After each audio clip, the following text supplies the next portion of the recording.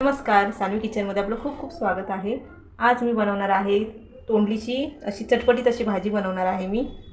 लहान मुलांना तर खूप आवडीने खातील अशी भाजी होती आणि डाळ वगैरे बनवली तर त्याच्यावर तोंडी लावायला पण खूप छान लागते भाजी। तर चला आपण रेसिपीला सुरुवात करूया।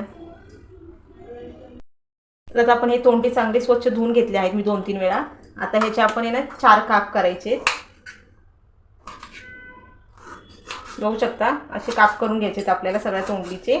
असे मागचे पुढचे हे काढून घ्यायचे आणि असे आपल्याला 4 काप करून घ्यायचे सगळ्या तोंडलीचे।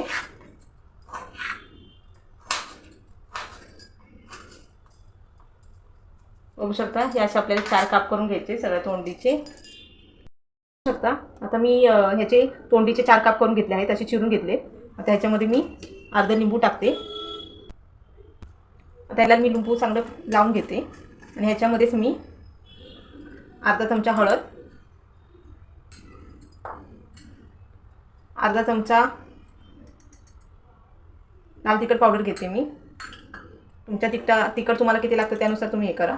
आणि 1 चमचा धना पावडर आणि मी त्याच्यामध्ये हा पूर्ण 1.5 चमचा मी चण्याचं पीठ घेत आहे आणि मीठ अर्धा चमचा मीठ घेते मी। ते आपण चांगलं मिक्स करून घेऊया।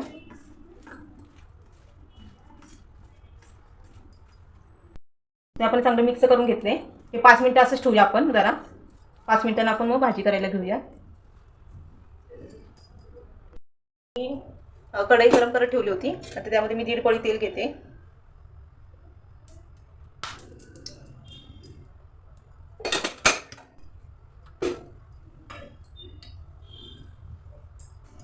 आता आपण 5 मिनिटं मुरत ठेवली होती तोंडली। आता आपण याच्यामध्ये हे करूया, टाकूया आणि एकदम कमी गॅसवर आपल्याला हे शिजवून घ्यायचे। खूप कुरकुरीत असे होतात आणि डाळ वगैरे बनवली ना हे आपल्याला मस्त असं चमचमीत असं तिखट छान लागते हे तोंडी लावायला। तोंडली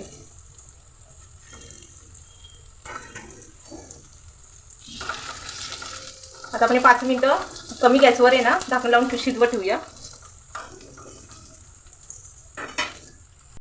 झाकण लावून ठेवूया 5 मिनिटं आपण कमी गॅसवर ठेवूया। नंतर मग परत अजून आपण थोडंसं हलवून अजून 5-10 मिनिटं आपण कमी गॅसवर ठेवायचं आहे।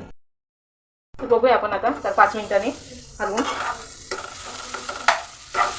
अजून आपल्याला 10 मिनिटं तरी कमी गॅसवर अजून ठेवूया आपण, म्हणजे आपली चांगली कुरकुरीत तोंडली होऊन जातील। अजून 10 मिनिटं कमी गॅसवर आपण शिजवून घेऊया आणि 10 मिनिटांनी आपण चेक करूया। बघूया आपण आपली भाजी कशी झाली। बघू शकता किती कुरकुरीत अशी भाजी झाली, कुरकुरीत तोंडी झालीत आपली। खूप मस्त आपल्याला डाळीवर वगैरे तोंडी लावायला एकदम परफेक्ट अशी भाजी होती। मस्त कुरकुरीत झाली। आता आपण ह्याच्यामध्ये 1 चमचा पूर्ण भरून शेंगदाण्याचं कूट टाकूया।